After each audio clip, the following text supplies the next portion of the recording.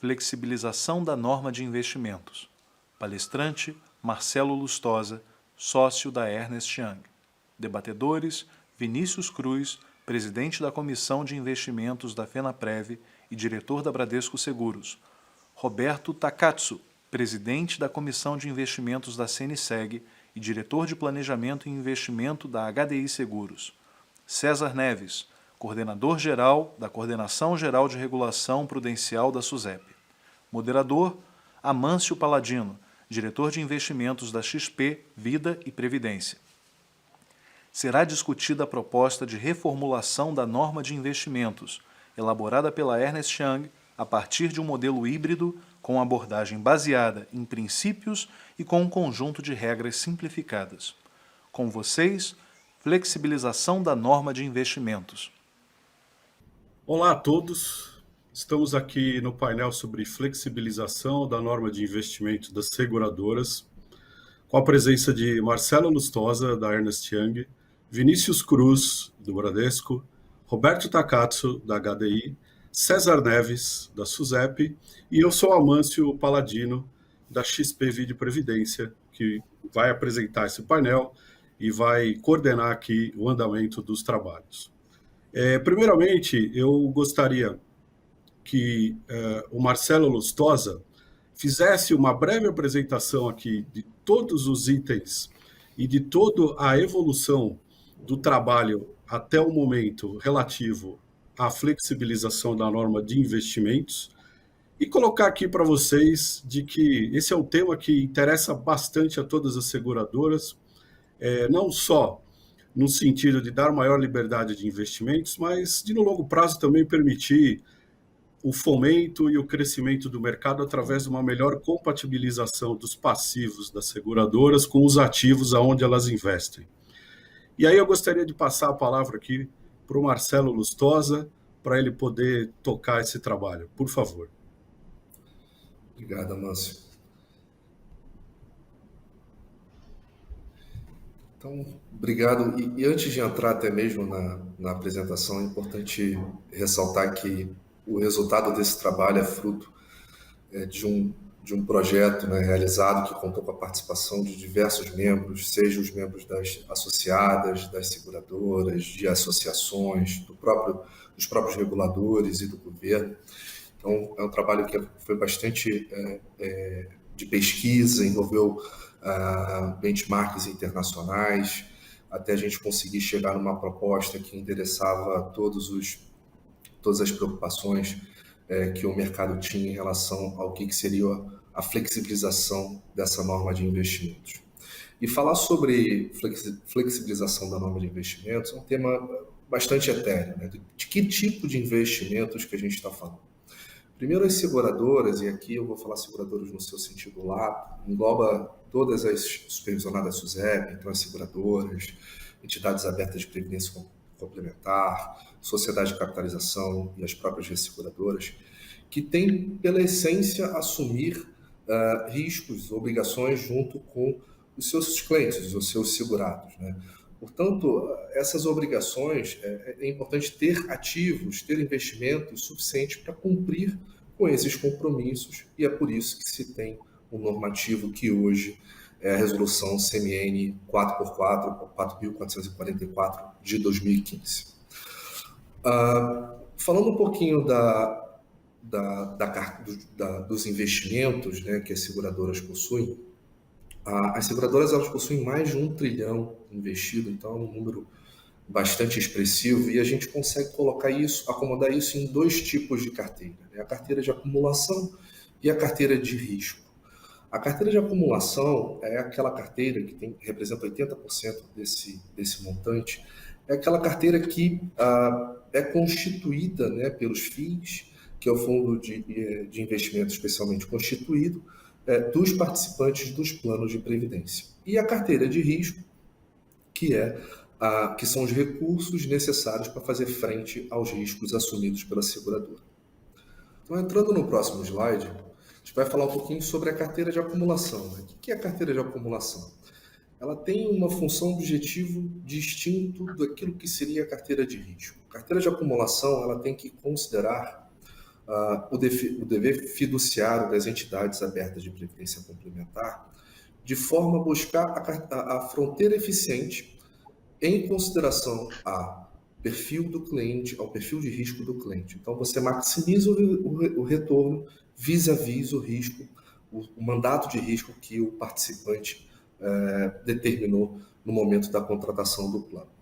Então, esses planos, eles têm que considerar a aderência, que seria o suitability, né, do cliente em relação àquilo que ele contrata, sempre com esse objetivo de maximizar aquilo que ele está acumulando para que no momento que chegar no futuro ele possa converter eventualmente aquela carteira em renda.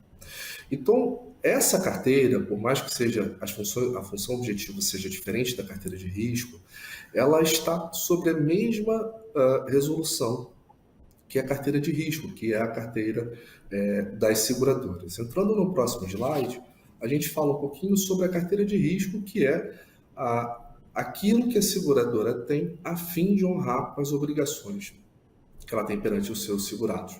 Então, por um lado, as seguradoras têm as obrigações, que seria o seu passivo, né? Então, ela considera as projeções do seu passivo, a evolução dessas obrigações ao longo do tempo, por vértice, por indicador, por índice, por indicador que determina quais são as características daquele passivo.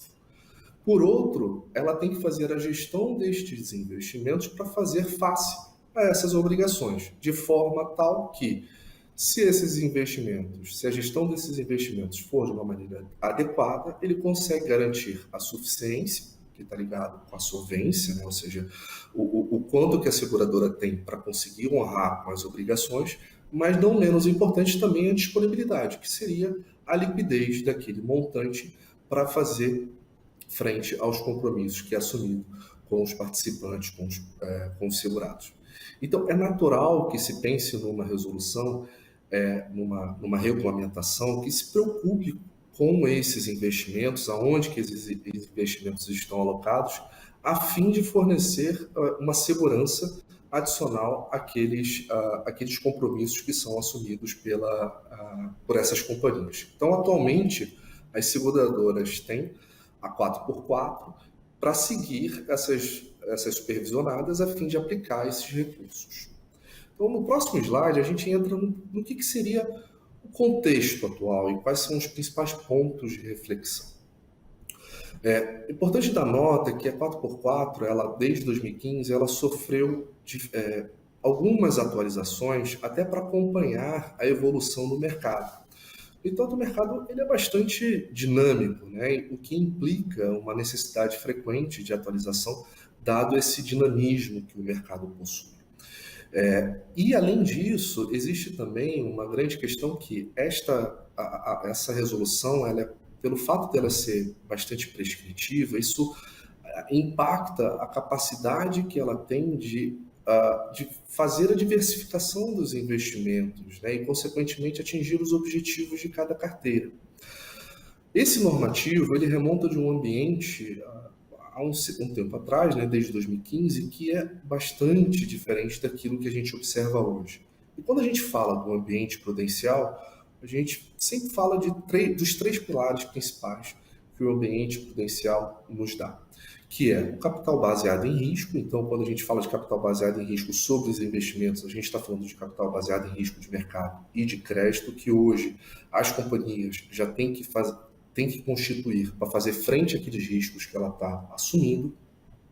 No pilar 2, de supervisão e controle, tem a 521 e agora mais recentemente a 416, que veio para fazer uma evolução em todo o aspecto de segunda e terceira linha de defesa, falando sobre gestão de riscos, controles internos, compliance, auditoria interna. Tem também o pilar 3 de transparência, que tem todos os quadros FIPs, registros oficiais e agora mais recentemente o próprio SRO, né, trazendo maior transparência para o mercado. Então, hoje o mercado, esse ambiente prudencial, ele é muito diferente daquele que quando a 4x4 surgiu.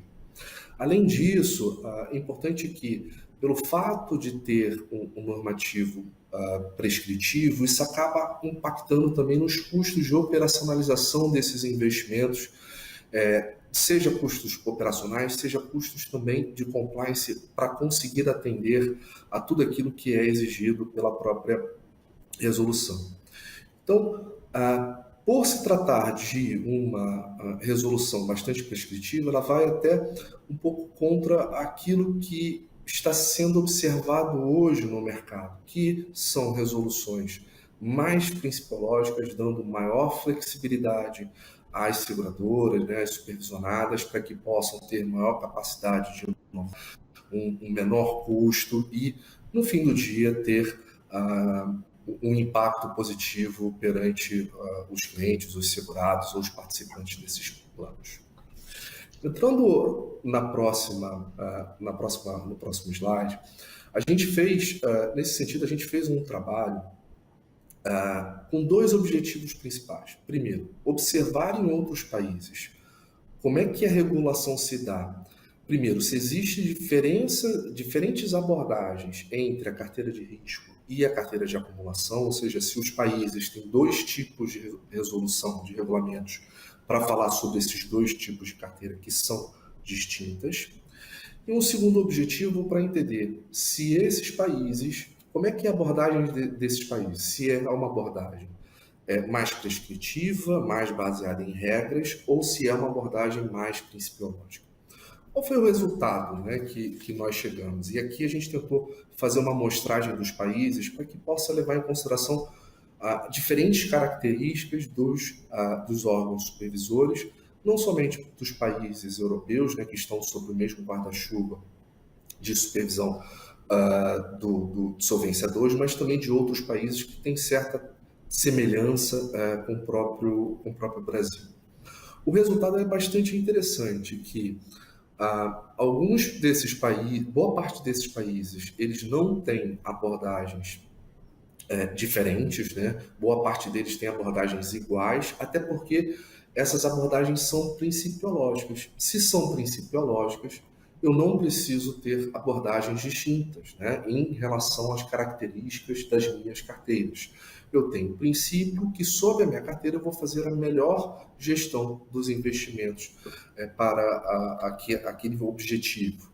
Exceto no caso do Chile, que é um caso muito particular para a carteira de risco, a gente observou que tem um regramento muito parecido com aquele que a gente vê no Brasil.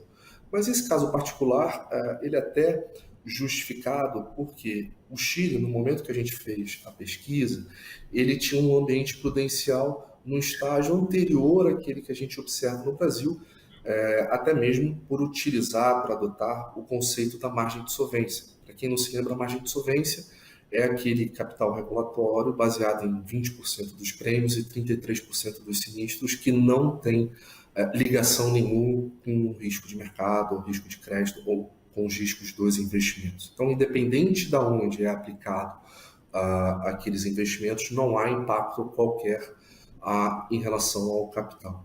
Então, esse é o primeiro ponto bastante interessante que a gente observou no benchmark internacional. O segundo ponto, que está na página seguinte, é quando a gente olha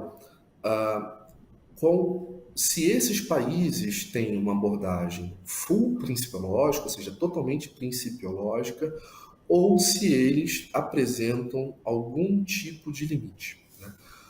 Aqui a gente já não encontra consenso, né? Uma boa parte é uma abordagem full principiológica, mas tem alguns países que aplicam alguns limites, né? Mas em nenhum a gente viu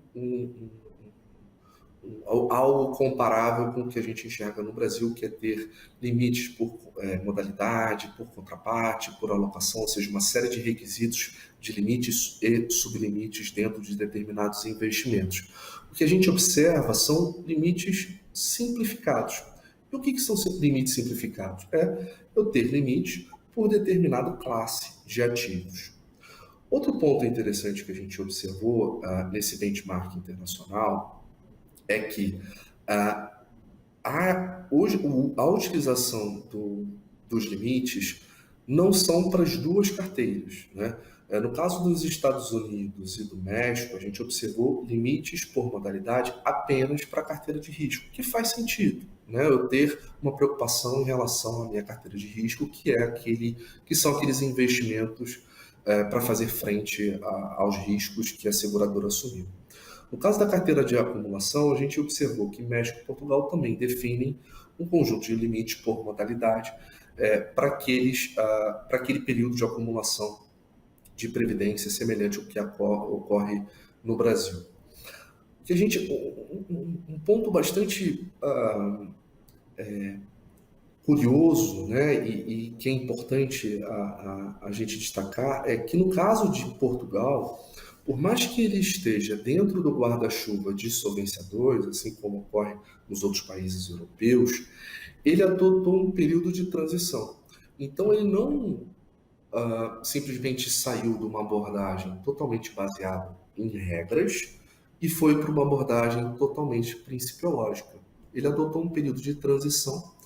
Hoje, na carteira de risco, não se adota mais limites, e para a carteira de acumulação, o que a gente está observando é que periodicamente está se revisando esses limites simplificados e tem uma tendência de chegar a um determinado momento de não ter mais limites. Então, de ter uma abordagem totalmente principiológica. Então, em resumo, se puder passar para o próximo slide, em resumo, as perguntas que a gente queria responder são, primeira pergunta, se as regulações são diferentes, né? Ou seja, para a carteira de risco e para a carteira de acumulação. O que a gente observou a maioria não, a maioria adota a mesma regulamentação. E para quem adota uma regulamentação diferente, a abordagem é principiológica, o que indifere se tem abordagens diferentes ou não, porque se ela é principiológica, eu vou utilizar sempre aquilo que diz respeito à minha obrigação, ao meu dever fiduciário perante os meus participantes. A segunda pergunta que a gente queria responder é se a abordagem ou regra, né, é principiológica ou se é prescritiva. A gente viu que a grande maioria, e exceto o Chile, no caso da carteira de risco, a grande maioria adota abordagens principiológicas. Alguns países têm limites simplificados e outros são totalmente principiológicos. E cabe destacar esse último caso de Portugal, que adotou um período de transição justamente para não ter uma disrupção tão grande entre aquilo que se tinha de um ambiente baseado em regras para um ambiente baseado totalmente em princípios. A nossa proposta, indo para o próximo slide, que está sendo discutido, né, é de eu ter atualmente uma abordagem totalmente baseada em princípios, com o objetivo de ter no futuro uma abordagem totalmente baseada em princípios. A gente sabe que é uma disrupção muito grande sair de uma abordagem totalmente baseada em regras para uma abordagem totalmente baseada em princípios. Qual é a proposta? A proposta é termos um chassi baseado em princípios, ou seja, já determinar quais são os princípios a serem seguidos pelas supervisionadas e ter algumas regras simplificadas perante aquilo que se tem hoje pela 4x4. Essas regras simplificadas, elas vão diferenciar pelos tipos de carteira, mas os princípios, eles serão os mesmos, independente se é carteira de risco ou carteira de acumulação. Tá? Então, a proposta final, pode passar para a próxima, a proposta final é ter esse chassi, né, principiológico, utilizando limites por classe de ativo de uma maneira simplificada que facilite a gestão dos investimentos, observando a concentração e a flexibilização de partes relacionadas. Então, separamos aqui em dois blocos, né? A abordagem principiológica e a abordagem com regras simplificadas. Para a abordagem principiológica, a gente determinou dois direcionadores. O primeiro direcionador é qual é o alcance desta proposta. Nesse primeiro momento, serão as supervisionadas SUSEP, ou seja, as seguradoras, as entidades abertas de previdência complementar, as sociedades de capitalização e os resseguradores. A gente, quando olha e quando parte de uma proposta de flexibilização de investimentos, a gente precisa analisar como é que está a maturidade do ambiente prudencial para conseguir fazer esse movimento. A gente entende que há um caminho ainda para outras supervisionadas, né, atingir um determinado nível de maturidade para conseguir ser enquadrado dentro de um perfil, dentro de um ambiente totalmente principiológico. Além disso, nós estamos propondo aqui 3 princípios principais que a gente vai detalhar na sequência, que é o princípio da pessoa prudente, o princípio da liberdade de investimentos e o princípio da localização de ativos, né? Então, esses princípios, eles são aplicáveis tanto para a carteira de risco quanto para a carteira de acumulação. Então, podemos considerar essa revisão, né, essa flexibilização dentro de um normativo, dado que esses princípios não ferem a gestão dos investimentos para esses 2 tipos de carteira, né? Além disso, a proposta é ter limites, ter regras simplificadas. E quais são essas regras? Primeiro, os limites. Os limites hoje, como eu falei anteriormente, eles têm uma sequência enorme de limites por modalidade, por contraparte, por carteira, por concentração, ou seja, é até bastante complicado entender, né, qual que é no fim do dia, fazer o controle desse tipo de investimentos com uma série de sublimites dentro desse tipo de investimentos. A proposta é simplificação, né? Fazer uma simplificação por modalidade e contraparte, considerando as características da carteira, sempre respeitando os princípios. Então, independente se eu tiver limites, né, por modalidade e contraparte, por tipo de carteira, essa alocação tem que sempre respeitar os princípios. Não é porque eu estou determinando os limites que eu vou simplesmente analisar ou fazer a gestão dos meus investimentos somente por meio desses limites, utilizando, por exemplo, limites máximos. Eu tenho que obedecer sempre os 3 princípios. Além disso, a parte relacionadas, né, que é um tema de bastante importância para o mercado, é ter a flexibilização na operação com partes relacionadas. Isso significa um menor custo de operacionalização, né, e também de prover uma maior diversificação em relação aos investimentos que eu estou realizando.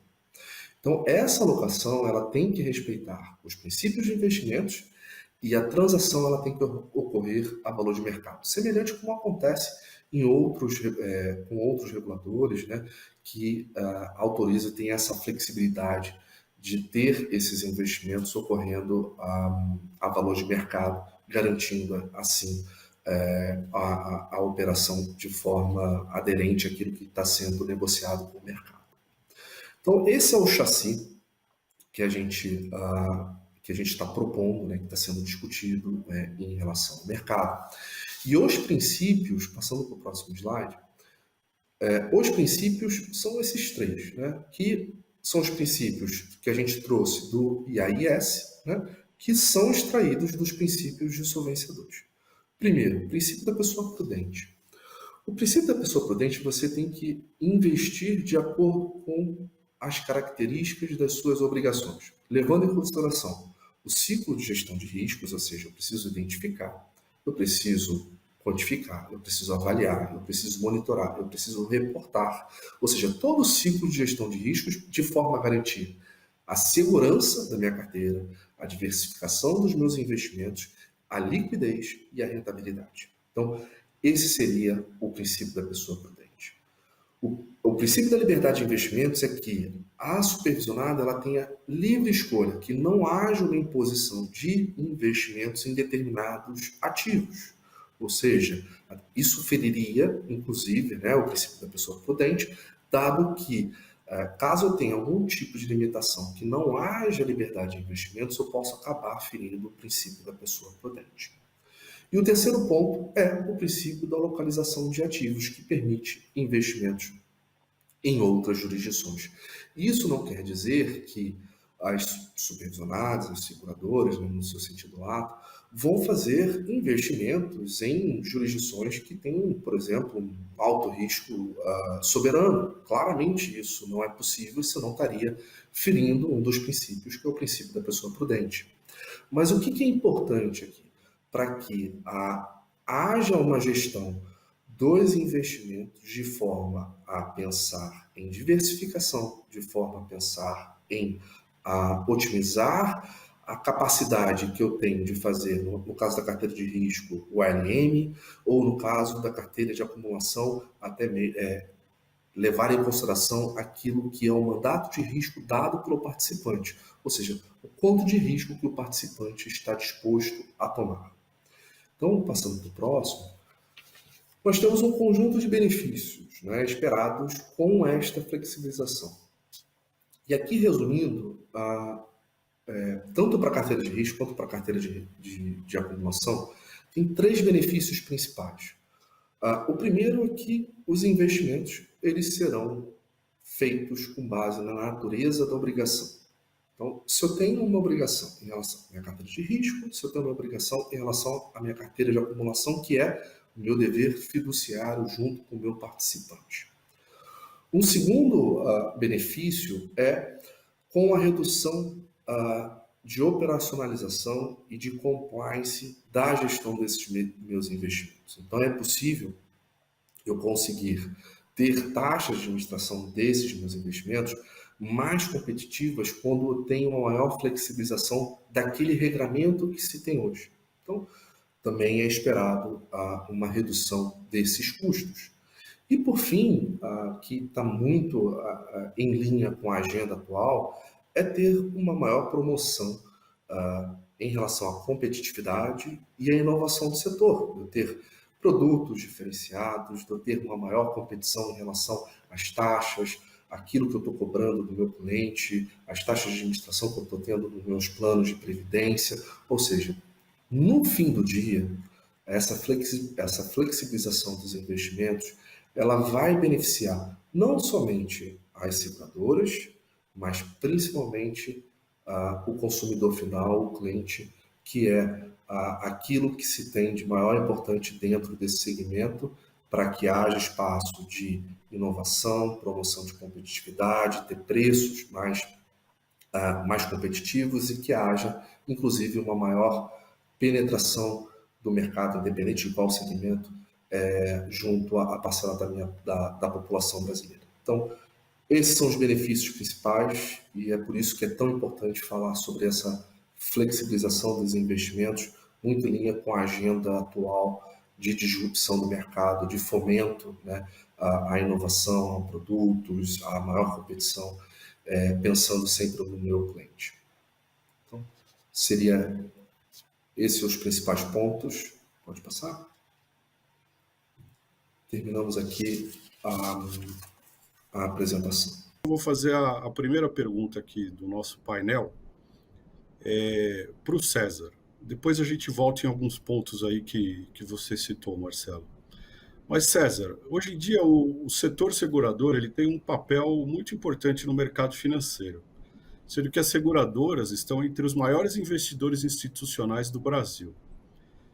Segundo os últimos dados aqui da CNSEG, hoje o setor soma mais de 1,5 trilhão de recursos investidos, sendo que 500 bilhões estão na carteira de risco, né, como demonstrado aí pelo Marcelo, e 1 trilhão estão associados nas carteiras de acumulação em planos de caráter previdenciário. E nesse cenário, eu gostaria de te perguntar, César, por que o setor precisa ter uma regulamentação própria para os seus investimentos?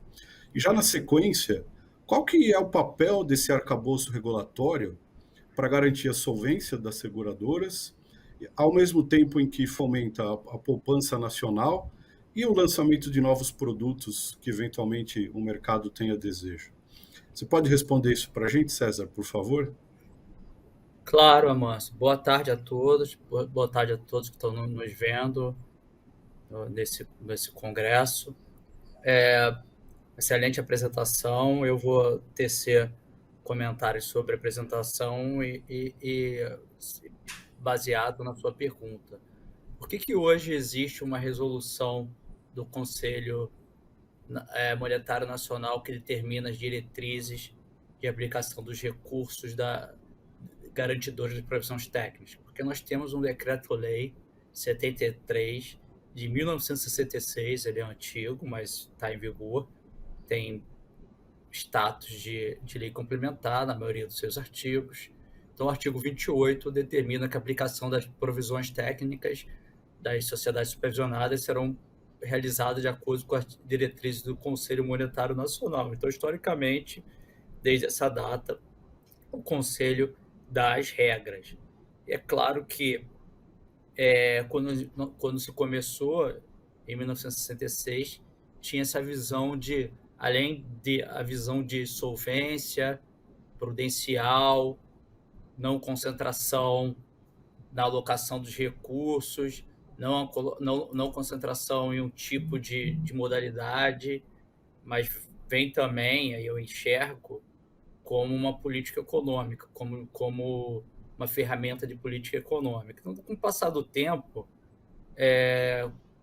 o órgão regulador, e o CNSP e a SUSEP, começaram a regulamentar, principalmente nos últimos 10 anos, 15 anos, regras prudenciais, tanto quanto no Pilar 1, e agora com a resolução CNSP 416, que determina todas o sistema de controle interno de estrutura de gestão de risco, que tem uma atenção especial à política de gestão de risco. Essa política, nós temos a política de investimentos e a política de liquidez, que linka a política de investimento à política de subscrição. Então, o cenário hoje é o outro cenário, mas diretrizes têm que ser dadas. E é claro que, como foi mostrado na apresentação, tudo que os princípios da apresentação, eles são corroborados pela SUSEP, pelos analistas técnicos, coordenadores que eu venho conversando na SUSEP, que é a simplificação e redução de custo. Então, a SUSEP, em todas as suas normas, ele vem buscando um aumento da concorrência. A gente pode ver as normas de produtos, as próprias normas prudenciais, que delimitaram segmentos, e a partir daí nós estamos regulamentando baseado na segmentação, mas é claro que para as regras prudenciais a gente ainda tem que estar atento à manutenção da solvência, não só a simplificação e redução do custo. Então, o que foi mostrado está em linha ao nosso pensamento. É claro que algumas coisas têm que ser muito bem discutidas, como o princípio colocado, que é o princípio da localização de ativos, que aí, na verdade, a gente está trabalhando com, talvez, com política econômica, política que tem que ser bem analisado, e é diferente do Solvência 2, que está dentro do mercado europeu. Então, eles são muito preocupados com a livre negociação de ativos dentro da Europa, que a gente... Então, dentro dos 3 princípios, um princípio que me preocupa muito, que foi apresentado nessa apresentação, que eu acho difícil se caminhar para uma abertura completa, mas sim caminhar para melhorar o que tem hoje, tornar menos prescritivo e mais principiológico. E melhorar, que eu digo, é numa questão de aumentar o número de ativos, tipos de ativos a serem aplicados, ou o percentual de ativos a serem aplicados relacionados à variação cambial ou até mesmo no exterior. Mas isso sim, o órgão, tanto o Conselho Monetário Nacional como o CNSP, eles vão se preocupar no momento de elaboração dessa norma. Eu espero ter respondido essa pergunta inicial. Volto a palavra para o Amâncio.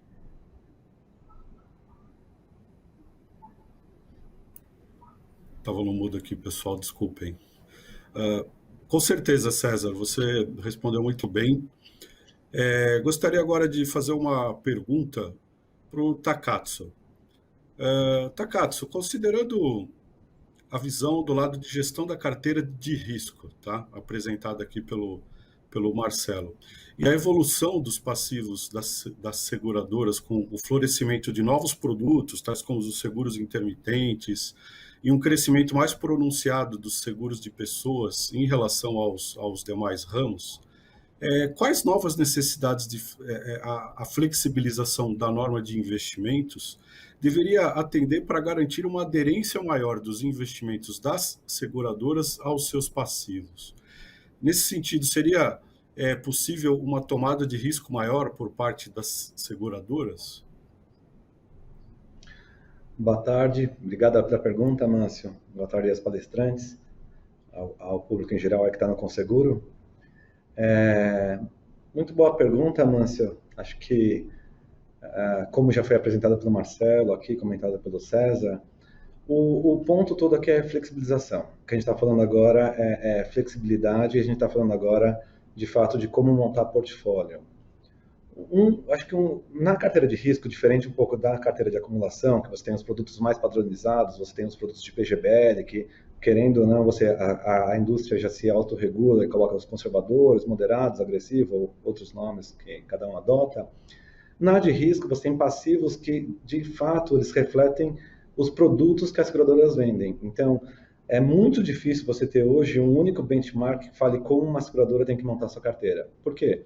Você tem seguradoras que têm mais produtos de alto, tem outras que trabalham mais com grandes riscos, você tem seguradoras completas que trabalham com todos os produtos. Então, quando você olha o passivo dessas seguradoras, você tem necessidades totalmente diferentes por entidade. Então, a grande dificuldade, você tentar numa norma prescritiva, colocar o que uma seguradora pode fazer ou não pode fazer, é como você consegue, numa única norma, atender todo esse universo de seguradoras, passivos diferentes que você tem hoje, numa única norma. Então, essa norma, ela vem nesse universo agora, que a gente tem, como você disse, modelos de seguros intermitentes, você tem entrando as novas fintechs, as novas insurtechs entrando no mercado, então você tem produtos novos saindo, com características totalmente diferentes, a SUSEP soltando normas, flexibilizando como montar produto. Então, você pode agora vender assistência separada da parte de risco, do produto de alto. Então, assim, a velocidade que o mundo está hoje, com essa digitalização, a velocidade que os produtos estão surgindo, ele requer que a gente tenha uma norma que seja uma norma flexível. E eu acho que esse é o ponto que a gente está conversando aqui, ter flexibilidade. A SUSEP, como o próprio César comentou, tem uma preocupação muito forte, tinha uma preocupação muito forte com solvência. Mas quando a gente fala na parte de risco, além da SUSEP, acho que quem tem uma preocupação ainda mais forte com a solvência são os nossos acionistas. O que a gente tem, o que o acionista imagina que o dinheiro que está lá é o dinheiro do acionista. E todas as empresas aqui são empresas grandes que têm acionistas, eles estão muito mais preocupados com a solvência nossa do que até a própria SUSEP. Então, quando a gente fala a parte de gestão de risco da seguradora, hoje é um negócio profissional. Eu acho que você pode entender que todas as seguradoras têm hoje uma gestão profissional. O nome já fala, somos investidores profissionais, então o investidor institucional é um universo à parte. Eu acho muito equiparado a qualquer asset management, a qualquer tesouraria de banco. As seguradoras que tomam risco hoje têm todos os controles, todos os sistemas e profissionais capacitados, para mim, hoje no mesmo nível, não deixa nada a desejar. E sim, você tendo o acionista com esse controle de risco, com essa preocupação, e você tendo um órgão que dava uma norma prescritiva, mudando para essa norma mais flexível, eu entendo sim que abre espaço que a gente possa fazer o LM das seguradoras de uma forma mais eficiente, rentabilizando melhor as companhias e, de fato, até melhorando o preço do produto, sendo um ganha-ganha para todo mundo, tanto para os nossos consumidores como para os nossos acionistas. Daí você fala, quais são os investimentos, onde a gente consegue ter mais flexibilidade? Acho que aqui, um exemplo, a norma hoje a gente vê que a norma prescritiva hoje é uma norma muito focada, muito centralizada em quê? Em que a gente investe em títulos públicos. É ruim? Não, foi ótimo. Nos últimos 15 anos, 20 anos aí que eu estou no mercado, mais de 20 anos, era uma aposta óbvia. Você tinha que comprar título público, que você ganhava 14, 15. Eu consegui comprar LTN com 45%. Então, não tinha por que você tomar risco e sair do título público. você conseguia comprar ativos no mercado com uma rentabilidade muito alta, título público, com pouco risco de crédito e com uma taxa interessante. Ano passado, quando a taxa chegou a 2, daí sim o negócio complicou um pouquinho. Com a taxa 2, você tendo que entregar um ROI para o seu acionista, dependendo aqui, um ROI de 10, de 15, não sei qual que é o ROI que cada acionista cobra aqui, e na área de risco, a gente entende que o resultado financeiro é core, ele faz parte do produto, então você precisa do resultado financeiro para completar a rentabilidade de uma seguradora, ela não vive só do resultado técnico, as seguradoras de risco vivem do resultado técnico mais o resultado financeiro, daí sim surgiu a demanda de flexibilizar mais, de investir em outros ativos.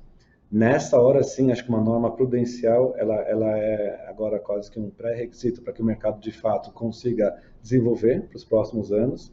Eu entendo que os juros baixos veio para ficar no país, ele tem agora um spike, mas deve estar voltando, e o que acontece, sim, a gente precisa ter mais liberdade de investir. Assim, vai mudar drasticamente? Existe alguma coisa? Não é que a gente está falando que do dia para a noite as seguradoras vão sair do título público e vão ir para algum outro ativo. O que vai acontecer como aconteceu nesses mercados que foram apresentados, uma migração maior para crédito. Então a gente deve ir para outros instrumentos de crédito, então o mercado de capitais no Brasil vai se desenvolver muito mais, a gente vai começar a investir em outros ativos que vão ser desenvolvidos, e o que não pode acontecer, como exemplo, lembra quando foi lançado as LFs, que a LF não constava no rol de ativos prescritivos e demorou mais de um ano para as seguradoras poderem investir em LF porque ela não constava o nome de LF lá. E LF nada mais era do que um instrumento emitido por um banco, igualzinho o CDB, igualzinho qualquer outro instrumento. Então, imagina que porque você não tinha o nome da LF lá, as seguradoras ficaram um ano sem poder, um período lá, não lembro agora, sem poder comprar porque não tinham ativo. E o que a gente precisa é dessa flexibilidade e dessa agilidade, porque o mundo está muito ágil, a gente precisa disso. Um dos pontos que eu acho que aí sim a gente pode perder uma oportunidade é nessa parte de investimento no exterior, como o César falou. Hoje a SUSEP acho que tem umas restrições, tem que ver nessa parte toda de política monetária, mas uma das alocações óbvias e de diversificação de portfólio seria sim conseguir investir também fora do país com ativos diferentes dos ativos locais. Ele traz uma eficiência muito grande para a seguradora, porque ativos em moeda forte ele é contracíclico. Então, nesse momento que a gente passou agora, que teve aumento do dólar disparou, você teve os ativos brasileiros depreciando, as seguradoras que tivessem um pouco mais diversificadas, elas estariam muito mais protegidas. Então, a solvência seria muito mais forte dessas seguradoras. Ela não está 100% centralizada no risco de um único país. Então, se a gente está pensando em ter instituições fortes, instituições solventes no país, a abertura das seguradoras para o mercado internacional, na verdade, ela é o caminho mais óbvio. Você teve no ano passado um euro depreciando 35%, o dólar depreciando, não sei, uns 20 e poucos %, e se você tivesse diversificado em títulos AAAs, bonds de governos AAAs, que tinham dando uma segurança, então a solvência clara a títulos super seguros, você teria diversificado a seguradora e deixado as seguradoras até mais fortes, elas estariam até mais rentáveis. Então, eu vejo um pouquinho diferente aqui do que o César falou, assim, eu entendo que o mercado internacional é um mercado que, de fato, a gente aqui no Brasil explora pouco, mas é um dos mercados super importantes para, de fato, para a gente poder estar mantendo a solvência das seguradoras, indo para a fronteira de eficiência, é um dos mercados que a gente explora muito pouco. E daí, nos mercados locais, Amâncio, eu entendo que vão surgir muito mais instrumentos, né, instrumentos que, de fato, atendam aí com relação a prazo, liquidez. O que eu vi com juros a 2, o pessoal indo para ativos com menos liquidez, então, de fato, investindo como tem que ser. Se quer rentabilidade, você abre mão de liquidez, ou se você quer mais retornos, tem que aumentar seu risco de crédito, e acho que é isso que vai acontecer. Então, eu entendo que a gente está aí para ver um novo cenário, aí, um novo país, aí e também uma nova forma de investir das seguradoras. E a norma vem, de fato, para essa norma prudencial, vai ajudar muito, porque as decisões têm que ser muito mais dinâmicas, os ativos vão aparecer muito mais ativos, e é difícil a gente tentar, numa norma prudencial, elencar todos os ativos, querendo ou não, até a aprovação de uma nova norma, ela acontece às vezes uma vez por ano, é um negócio super simples, e lá ficar incluindo ativos toda hora, né? Então, acho que do meu lado é isso. Obrigado aí, pessoal. Amâncio, só para complementar, Claro. na verdade, eu acho que a gente pensa da mesma forma. O que eu coloquei é que, diferente da Europa, o Brasil não está na comunidade europeia, então a gente não pode permitir investimentos em qualquer jurisdição e em qualquer percentual de investimentos, em qualquer tipo de ativo. Então, na verdade, diferente dos ativos nacionais, que acho que a prescrição do tipo de ativo é prejudicial, mas a saída para uma variação cambial ou investimento exterior, a gente tem que tomar mais cuidados. Tem que tomar mais cuidados acerca do percentual a ser investido e acerca do tipo de ativos a ser investido. Mas é claro que nós temos que ampliar. Entendo que a gente tem que ampliar o que existe hoje, mas com cuidado. Uma seguradora ela já tem seus riscos de subscrição, que são os principais riscos de uma seguradora, e, claro, tem risco de mercado, risco de crédito, risco operacional e todos os demais riscos também são precificados. A gente não quer que a seguradora se proteja contra a variação cambial ou até mesmo consiga, de alguma forma, melhorar o risco-retorno utilizando ativos no exterior, mas a gente não quer que uma seguradora tenha problemas graves, como algumas empresas que não operavam com câmbio como principal produto, indústrias que nós vimos terem problemas justamente por se alavancarem em determinados riscos e riscos financeiros. Então a gente tem que tomar um cuidado. Claro que a gente, por ser o órgão regulador, a gente tende a ser mais prudente, mas isso tudo vai ser conversado, analisado e com esse princípio de simplificação e também diversificação para melhorar o retorno. Não, perfeito, César. Acho que é mais só para... Desculpa, só... Acho que perfeito, César. O ponto, acho que você falou a palavra-chave, que acho que o princípio mais importante que a gente tem aqui é alavancar, né? Então, assim, como seguradora hoje, acho que dos players, é o único que não pode alavancar e normalmente não operar short, né? Nunca vai ficar shorteado numa posição que ela não tem passivo. Então, acho que a grande diferença de uma seguradora para o restante dos players de mercados é que seguradora hoje, ela não alavanca, né? Isso a própria 321 já não permite a alavancagem de seguradora.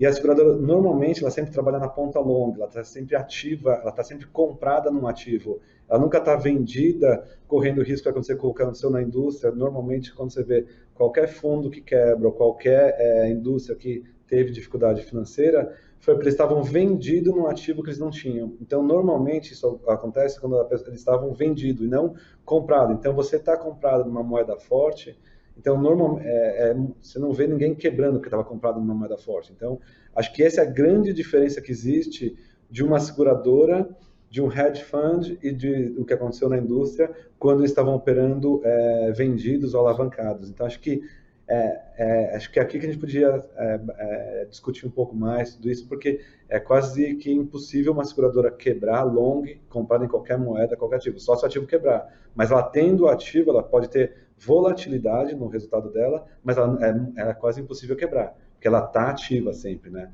Diferente se você está vendido, shorteado, se você tiver short em qualquer moeda, sim, daí você tem um grande risco. Mas acho que como a SUSEP já proíbe a alavancagem, esse risco para nós é bem menor. Se tiver linkada a política de liquidez dela, né? Porque se essa volatilidade no ativo não corresponder à volatilidade do passivo, ela pode ter problema também. Uhum. Sim, daí tem que também fazer gestão de liquidez, né? Daí no caso. Sim.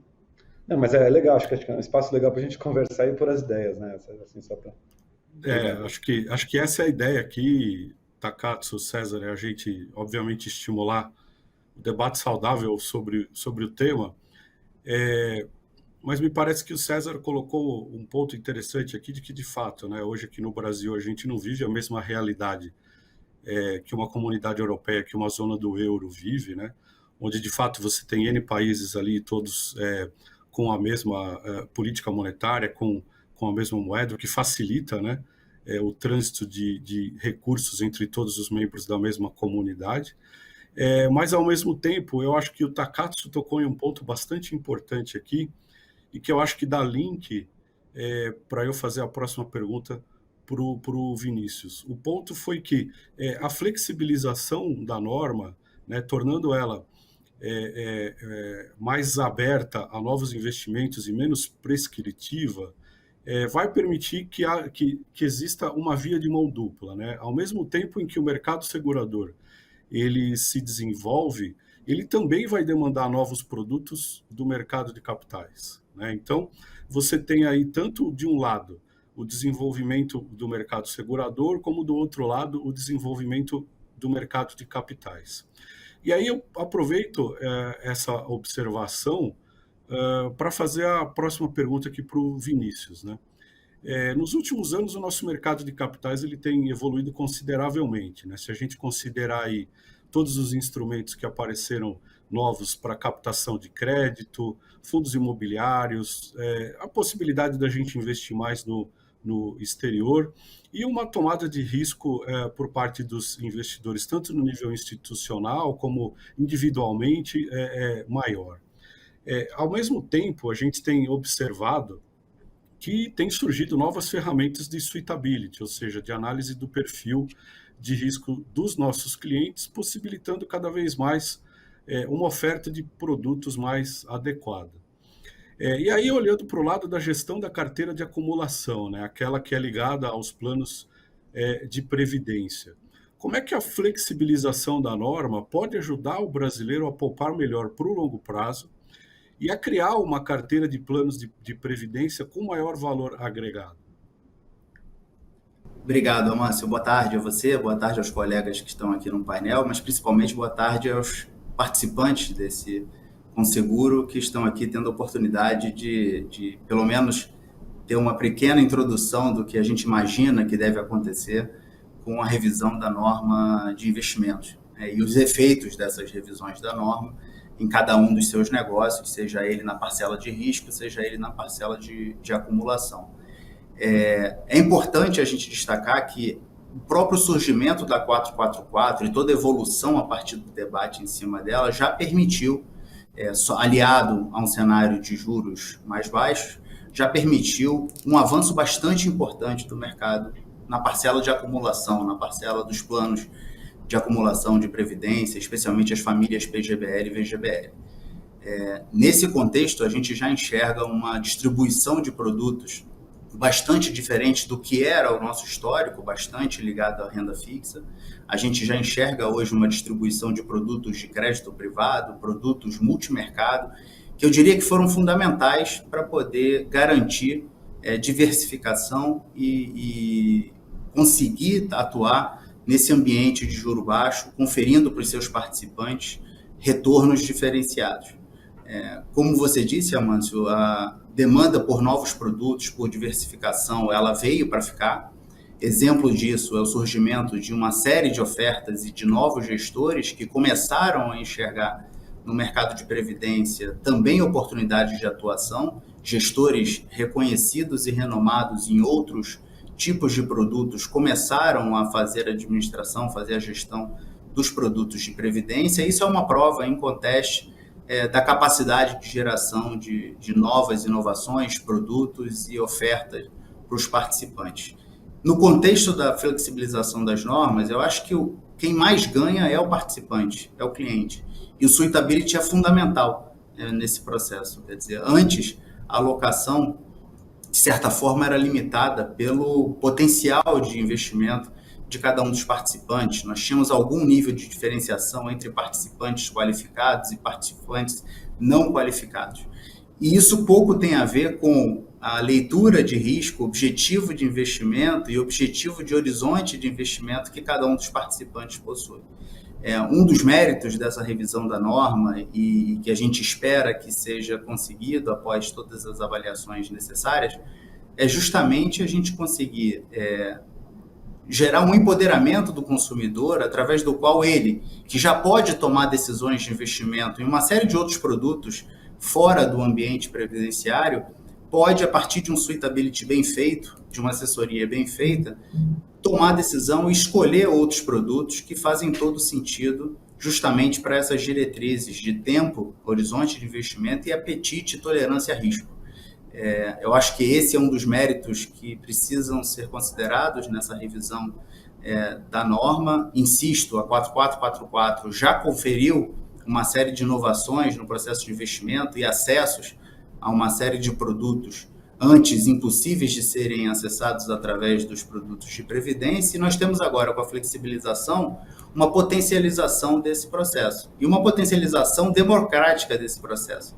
Quer dizer, participantes em diferentes momentos de vida, com diferentes capacidades financeiras de curto prazo, podem tomar decisões e escolher produtos que têm mais volatilidade, que têm características de longo prazo, que fazem todo sentido para o momento de vida em que eles estão. Então, acho que esse talvez seja um dos grandes méritos da norma, da revisão que se pretende fazer na norma, gerando esse empoderamento do participante e viabilizando acesso a uma série de soluções antes não impossíveis ou inacessíveis para esses participantes. Acho que um outro ponto super importante nesse processo, que no final do dia também gera externalidades positivas para os participantes, é a escala. Num ambiente tão competitivo, num ambiente onde as estruturas e custos são tão sensíveis para a rentabilidade final dos produtos, toda a estrutura que se permite, ou toda a estrutura possível de ser construída a partir dessa revisão do investimento, e aí um pouco da parcela de operações com partes relacionadas, só para ilustrar, vão viabilizar uma escala para o setor que reduz custo e, no final do dia, beneficia todos os participantes do sistema. Então, eu olho com muito otimismo, e nós, das associadas da FENAPREV, estamos com bastante otimismo em relação a essa revisão, justamente porque ela vai se transformar num instrumento de acesso, num instrumento de escala, e vai ser bastante convidativo para que participantes que atualmente poupam e contribuem para outras soluções de investimentos encontrem na Previdência Complementar soluções tão compatíveis e tão competitivas quanto as outras soluções que eles hoje já têm alocações. Obviamente, respeitando todos os princípios muito bem destacados pelo Marcelo, que acho que são as diretrizes fundamentais aqui para a construção dessa nova norma, todo o dever fiduciário, todo o olhar prudencial necessário para fazer a gestão desses recursos, através de investidores profissionais, como são os profissionais que atuam no mercado atualmente. Então, eu acho que é um processo de escala,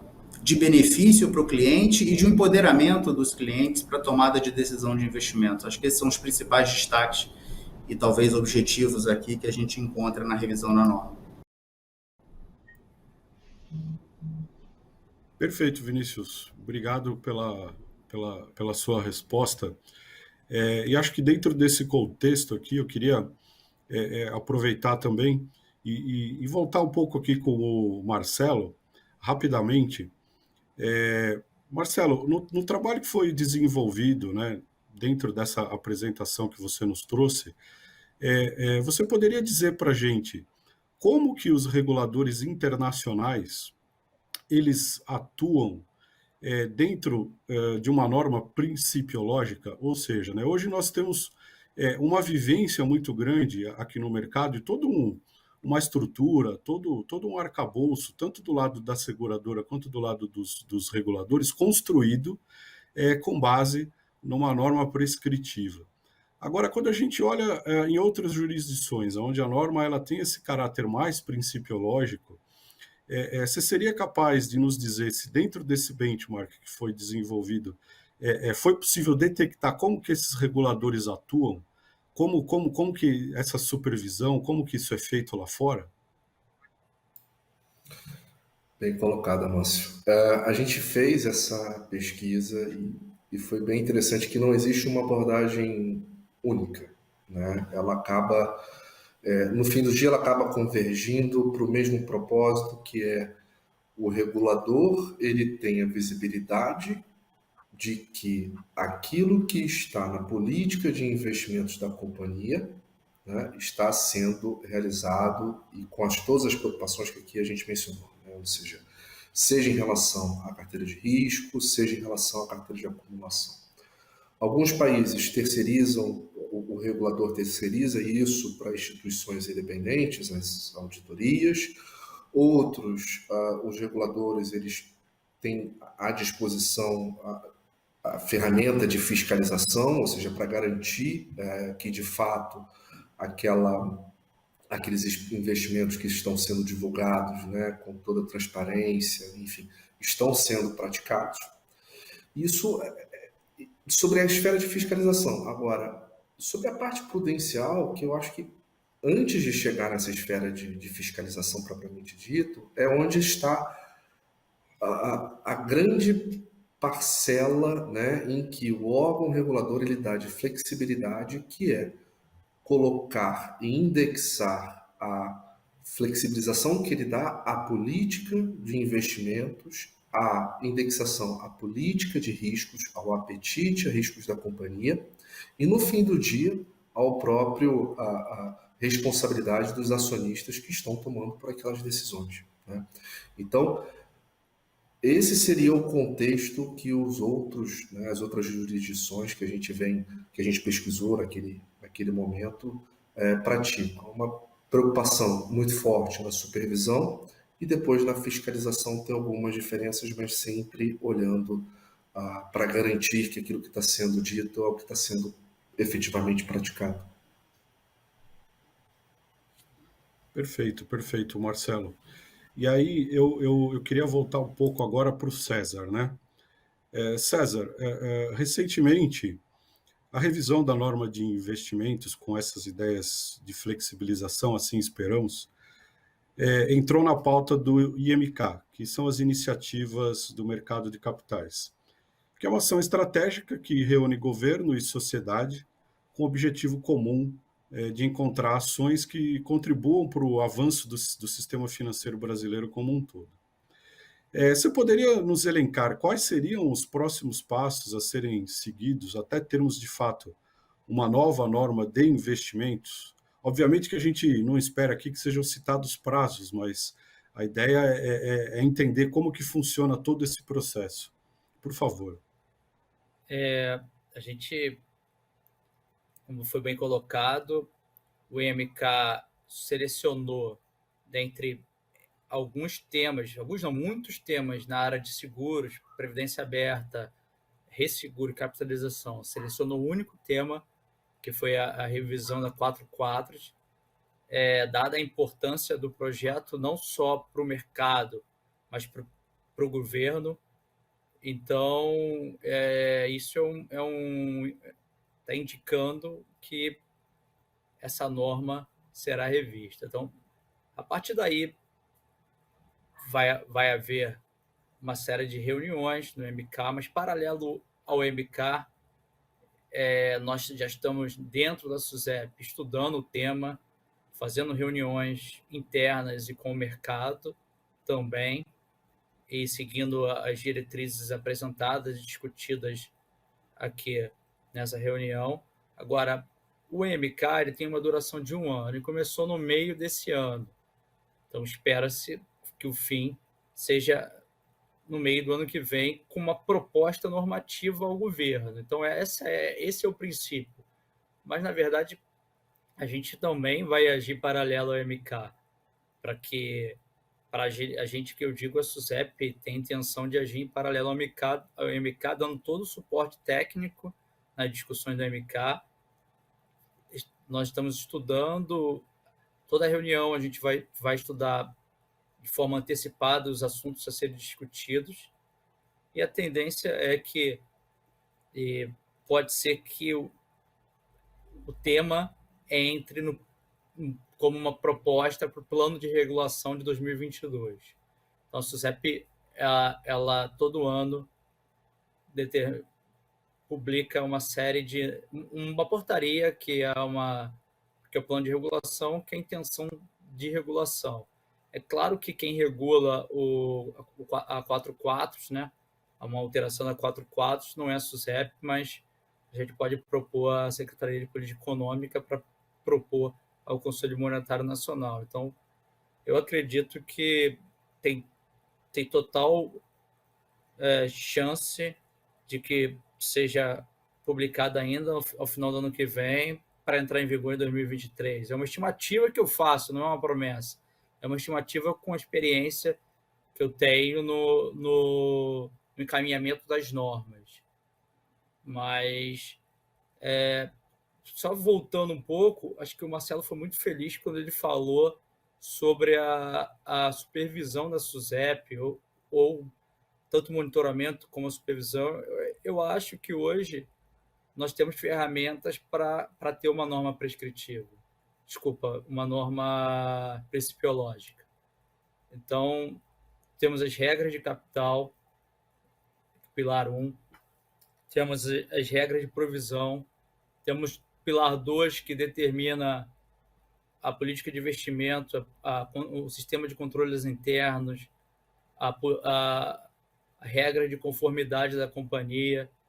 Então, dá para o supervisor enxergar, olhando os ativos e os passivos da companhia, se a companhia tem problema com a aplicação dos ativos vis-à-vis seu passivo. Então, mais do que uma norma hoje, a 44, que determina quais são os ativos que praticamente o Conselho Monetário Nacional se torna gestor da carteira de ativos de uma seguradora, independente do passivo da companhia.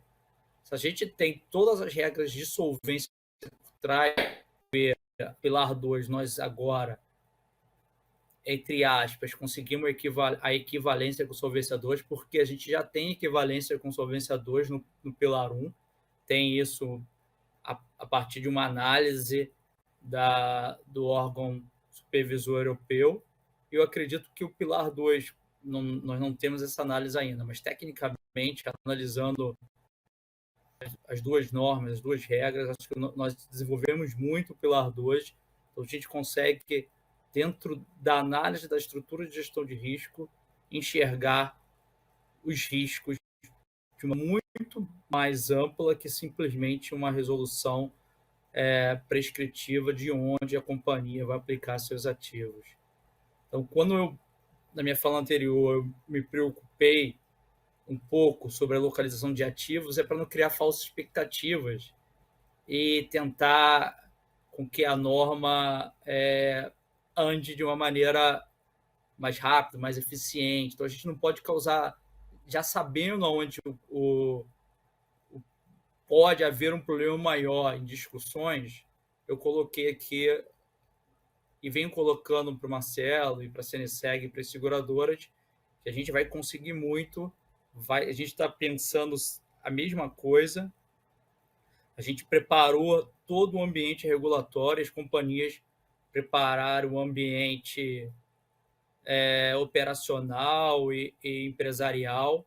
Então, a gente vai chegar no mesmo objetivo, mas eu sempre tenho que colocar, e vocês sabem como eu trabalho, alguns asteriscos para não causar falsas expectativas. Então, a gente pode estar pensando no mundo e a gente está caminhando para esse mundo, mas como o Marcelo até colocou na apresentação dele no slide, que tinha lá o que é hoje, prescritivo, e no terceira coluna tinha uma coluna totalmente principiológica, e aí tem um meio termo. Eu acho que no primeiro momento a gente vai acabar indo para onde o Marcelo apontou, e aí eu coloquei um asteriscozinho dentro daquele princípio, qual seria o único problema ali. Mas, assim, ele foi muito feliz tanto na apresentação quando ele falou do papel da SUSEP vis-à-vis todas as normas que a gente já tem feito nos últimos 10 anos. Espero ter respondido. Passo a palavra de volta para o Amâncio. Obrigado. Claro, César, respondeu perfeitamente. Acho muito importante a gente já ter a visibilidade exatamente, né, dos pontos de atenção a serem seguidos dentro desse processo. Acho que faz parte, né, a gente saber como caminhar dentro desse processo, olhando aqui agora com visão de mercado. E queria abrir aqui, na verdade, para os colegas, para o César, fazer as observações finais. Infelizmente, a gente está chegando no fim aqui do nosso painel, Então, eu queria passar a palavra aqui primeiro para o Marcelo, né, para a gente seguir a ordem, e posteriormente os demais vão dando as suas últimas palavras. Por favor, Marcelo. Obrigado, Márcio. Não, eu queria agradecer, eu acho que foi uma rica discussão hoje. Tem muito. Vocês participaram de todo o processo, então sabem como ninguém como é que foram todas essas discussões ao longo do tempo, no processo de pesquisa e com o envolvimento também da SUSEP. Então, essa preocupação que a SUSEP tem, né, de manter o mercado solvente, né, tendo a liquidez, entre o trabalho e o que a gente está discutindo hoje, né, veio mais uma resolução para reforçar tudo aquilo que a gente já tinha falado, que era a 416. Então, a 416, se a gente falar de flexibilização de investimentos, que foi que talvez seja uma disruptura muito grande para a parte de investimentos, é o que a gente está falando da 416 para a gestão de riscos, para o pilar 2, né, que é ter a responsabilização, ter um aumento, né, do grau de responsabilização dos diretores estatutários, ter metodologias de identificação, de gestão de riscos, incorporou risco de liquidez que antes não se falava, então também uma outra preocupação que antes os limites, né, da 4x4 tinha essa preocupação de não permitir uma concentração em determinadas companhias e que hoje isso já está sendo trazido também sobre esse pilar 2 de supervisão das companhias.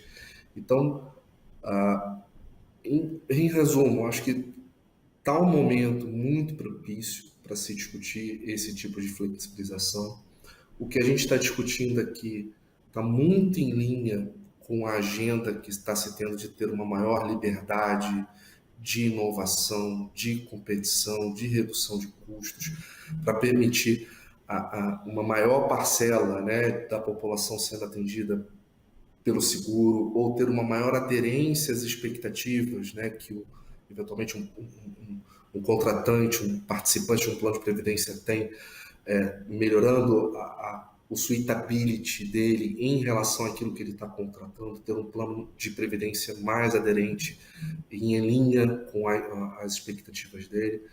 Então, acho que foi muito rico a discussão, e ter vocês aqui debatendo também, acho que é de suma relevância para o mercado, e ter essa equalização de entendimento também, junto com o regulador, junto com 2 representantes aqui da FENAPREV, também da CNSEG, e você, Alonso, também, que está nessa batalha, né, nessa luta dentro dessa modificação do mercado, dessa modernização do mercado. Beleza, Marcelo, obrigado. César, por favor, as suas considerações finais. Obrigado por passar a palavra. Quero agradecer a todos desse painel. E faço minha as palavras do Marcelo, e entendo que a gente está indo no caminho correto, um caminho que a gente vem trilhando já há algum tempo e que se intensificou nos últimos 2, 3 anos, que é buscar uma série de produtos diferenciados, buscar que o consumidor tenha escolha, buscar o aumento da concorrência e a simplificação de produtos, e, paralelo a isso, a parte prudencial também fazendo a sua parte, que é tratando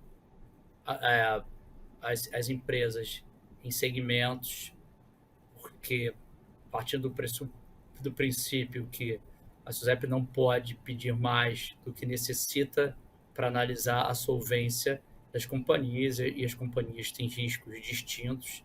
Então, esse é um princípio da SUSEP, é um princípio que o Banco Central do Brasil também traz, que é o da segmentação, e a partir daí a gente trilhou o caminho de desenvolver esse pilar 2.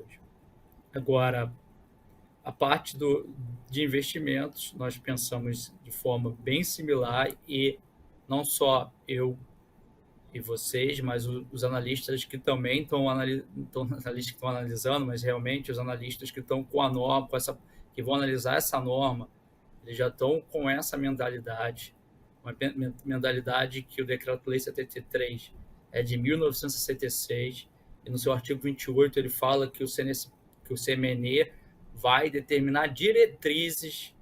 Então eu acho que a palavra diretrizes, ela pode ser, se a gente for trazer um sinônimo para diretriz, e aplicação da diretriz são princípios e não uma norma prescritiva.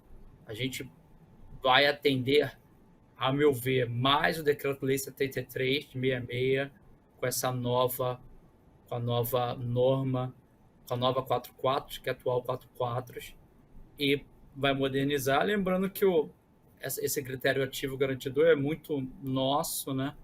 É muito nosso, existe no Brasil, então em outras jurisdições existe ativo e passivo, e os riscos de liquidez, de ALM, de investimento, são todos do mercado, créditos são analisados, mas a gente tem um Decreto-Lei 73 que determina que existem esses ativos, determina que os ativos têm que ser registrados na SUSEP, então a gente não pode trabalhar de forma diferente, mas pode melhorar e interpretar de uma forma moderna o que está escrito. Então, devolvo a palavra para o Amâncio. Obrigado, César. Destacando aqui para os nossos próximos panelistas, a gente tem aqui cerca de 10 minutos, então vou pedir para vocês dividirem o tempo humanamente aqui, começando pelo Takatsu nas considerações finais. Por favor, Takatsu. Obrigado. Acho que é mais do que suficiente.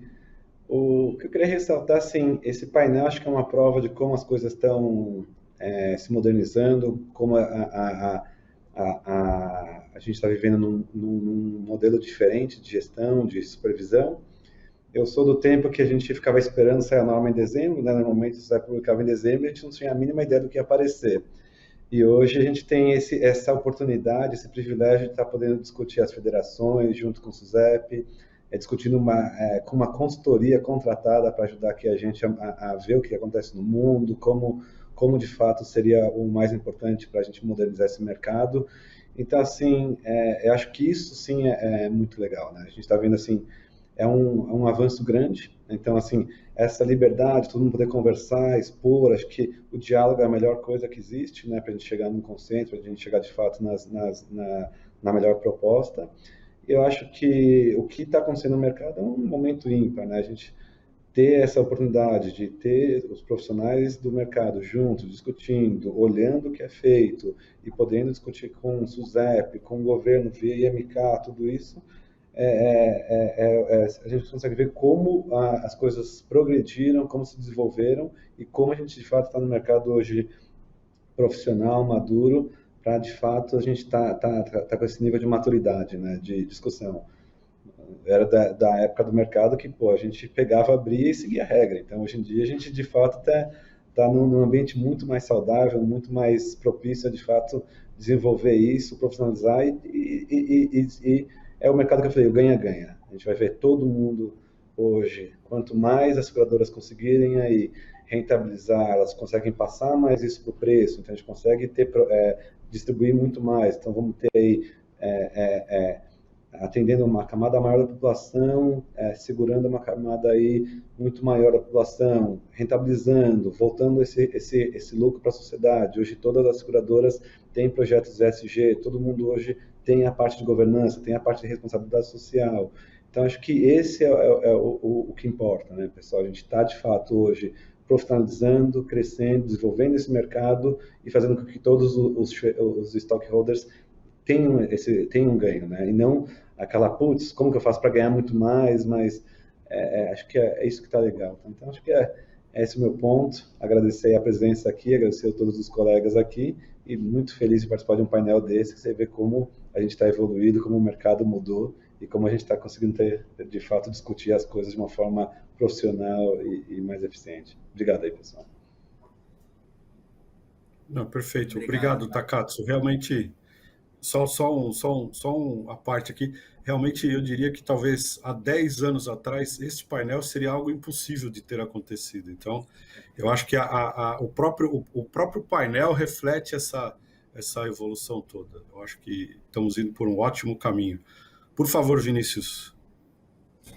Não, eu confirmo o sentimento do Takatsu e muito mais do que agradecer a forma como tem sido conduzido esse tema, eu queria desejar boa sorte para a SUSEP na coordenação dos trabalhos do IMK, que eu já tive a oportunidade de participar de outras agendas do IMK, é sempre um desafio, porque afinal de contas você está abrindo para contribuição e para debate de vários agentes de mercado e tenho certeza que a SUSEP vai conduzir da melhor forma possível esse processo, conte com o apoio do nosso mercado, ajudando com a relatoria e com toda a construção de conteúdo necessária para o sucesso desse trabalho no âmbito do IMK.